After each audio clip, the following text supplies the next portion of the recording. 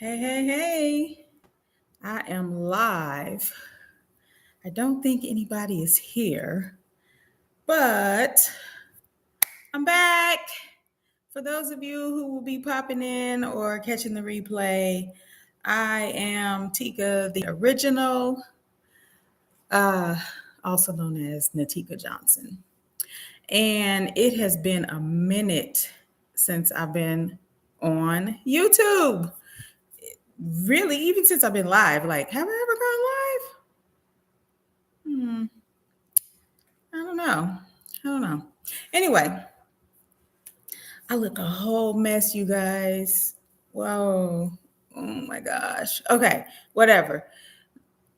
I am here because I wanted to talk to y'all about what is going on with me. The last time I posted a video, by the way, this video is about grad school. And the last time I talked about grad school, it was grad school 2.0. And that was me going through my second master's program. So let me catch you up. I got my master's in counseling from a local university and clinical mental health counseling. I am now a licensed professional counselor, fully licensed, and an LCDC, which is a licensed chemical dependency counselor. So, yes, I graduated. I did all the things. I've been working, still working. And I did something crazy, y'all. Just a little crazy. I decided to go back to school. I know. Again. Hey, cousin, I see you. So I decided to go back to school again. And this time I'm calling it grad school.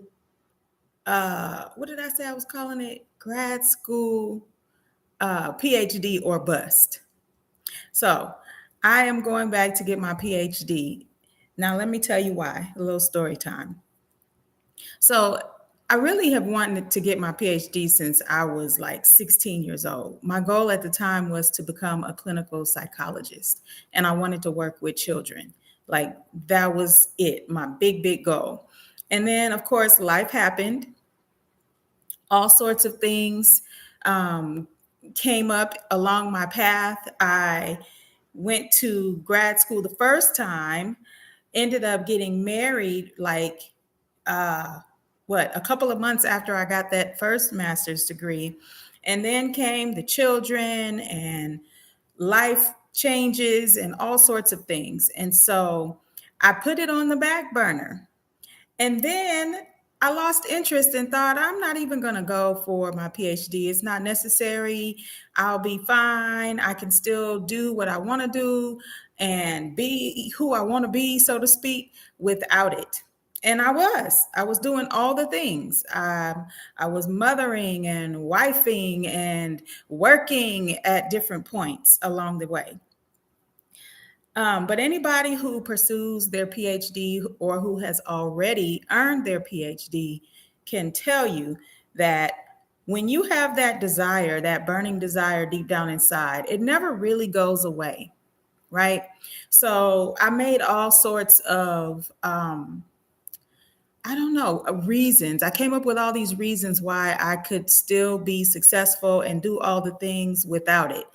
And there's a lot of truth to that. I mean, I'm doing what I want to do right now. Like, do I really need a PhD? No, I don't need it. But for me, I'm pursuing it because it really is a lifelong goal. And I've always been very goal oriented my whole life. Anybody who knows me, who really knows me, can tell you that I've always been a goal oriented, go getter type of person. And so it was my desire to fulfill that purpose that I felt was put in me many years ago. But then also I started to think about what a PhD could do for me and what I could do in the world of scholars, in the scholarly world. And it really just began to kind of stir within me all of the different things. And so, one thing I thought about was, as a Black woman, there's not a lot of representation in my field, in my world at that level. Let me give you an example. When I was in school, there wasn't a lot of professors who looked like me. Not a lot of Black female full-time professors. Now, I did have like, uh, I'd say there was two Black female professors, but they were adjunct. They were part-time. I had them for like maybe a class here and a class there, but nobody who was a full-time tenured professor or an assistant professor on the tenured track. No one, no representation for us Black girls. And I thought, why is that? Why aren't more of us in these positions? Um, Representation really does matter.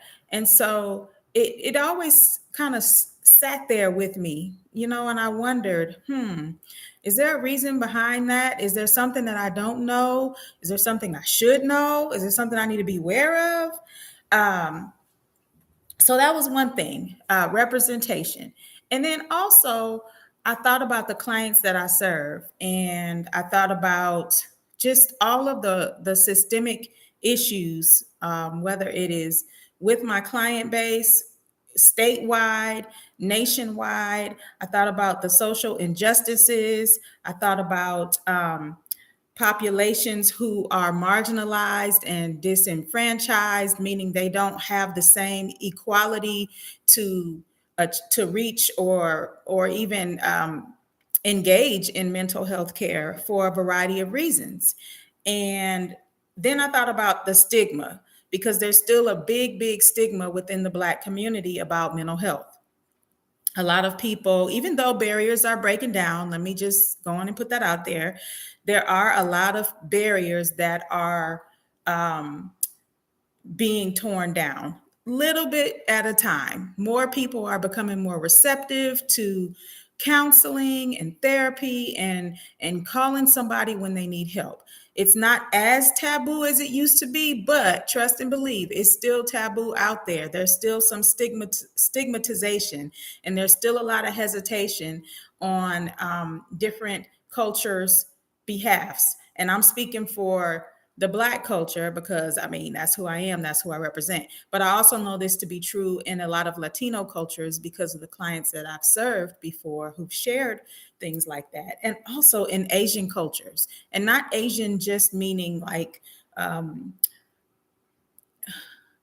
I say Asian, I mean all Asian cultures. So whether one is Chinese, Japanese, Indonesian, whether one is Polynesian or from India, the Asian culture spans across many nations. So lots of stigmatization there. And one of my goals is to be part of the change to break that stigma, to break the stigmatization. And I know that if more Black women who are not at that level of PhD, who are not able to be in those circles where there's change making and policy making, if they see me as a representation of them, I know that it will bring inspiration, encouragement, motivation, and also hope, right? A lot of times when we don't see people who look like us, we feel like that thing might not be for us because we don't see folks who look like us. And we may think it's unattainable, we may think it's silly, we may think it's ridiculous, but it isn't. So those are just a few reasons why I decided to go back to pursue my PhD, and which is why I'm looking a whole mess right now, because I'm actually studying and writing and reading, and I decided to take a break because I couldn't focus no more. I needed a break. I needed a mental break. So I wanted to get on here and talk to y'all because it's been a minute, and yeah. So I want to know if anybody has any questions for me I know that you may not be live with me right now, but once this replays, feel free to drop your questions in the chat for those of you who are not here, like live with me.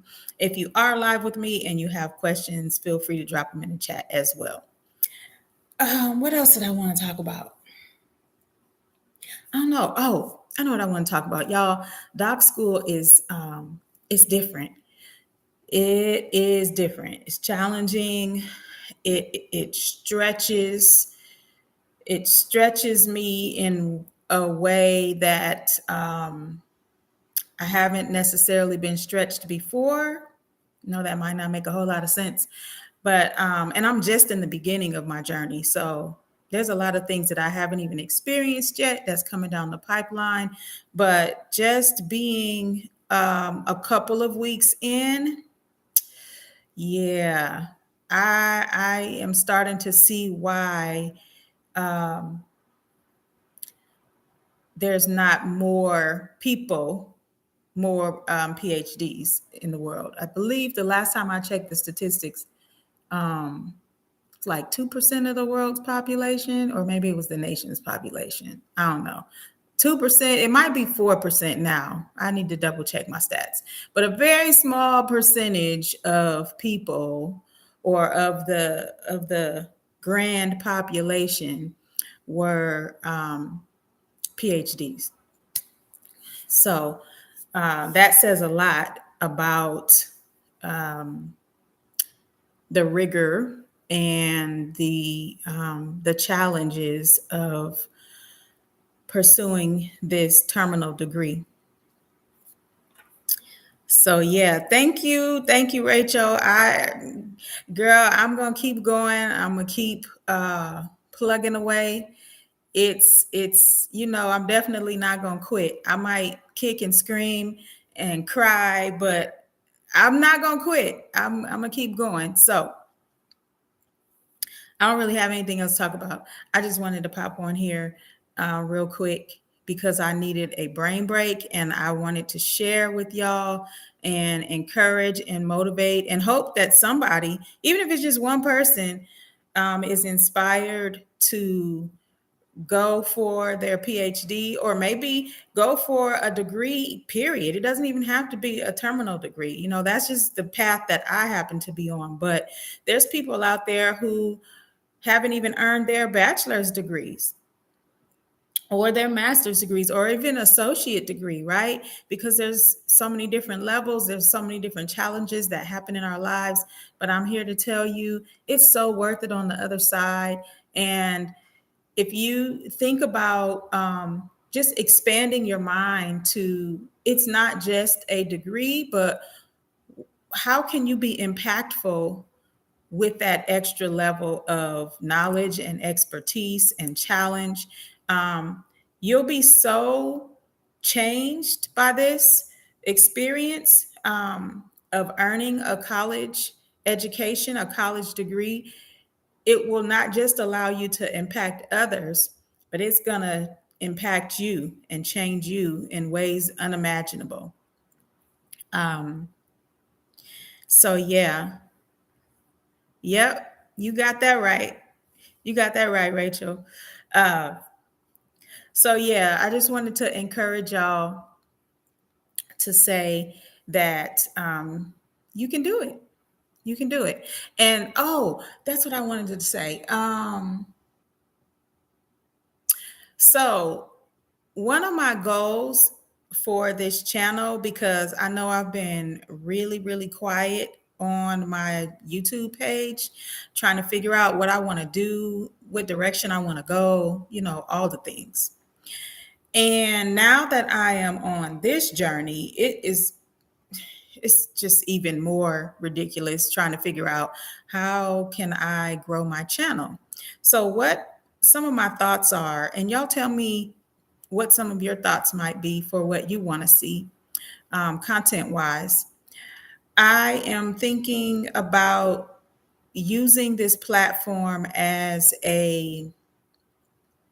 I don't know, I guess you can call it a diary of sorts, maybe a journal of sorts, to journal my progress through this program, kind of like the good, the bad, the ugly. I'm just gonna keep it 100% real anyway, regardless, because that's what y'all deserve is realness and the truth.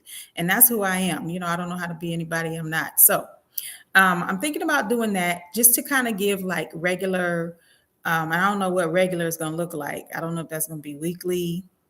I don't know if it's going to be like twice a week. I don't know.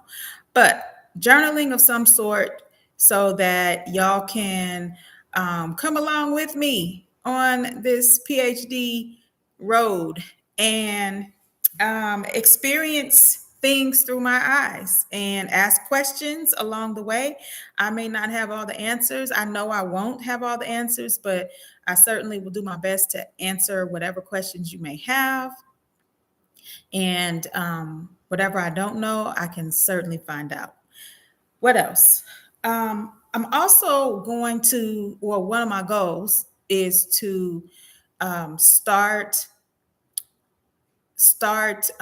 doing presentations on a variety, basically all things mental health. So I may do a presentation about substance abuse and how it affects Gen Z. I may do presentation on imposter syndrome and what that means and who it affects and how it shows up in your life. I may do definitely some presentations on anxiety and how it manifests in your body and depression. So all the things. What is bipolar disorder? What does that look like? How does it feel? What do you notice? What are the symptoms? So I'm thinking about doing things like that. Again, these are just kind of random brainstorms that have been floating around in my mind for um, a few months, and I'm trying to figure out what it's going to look like, how it's going to go down. But I want to put out some valuable content to help the community.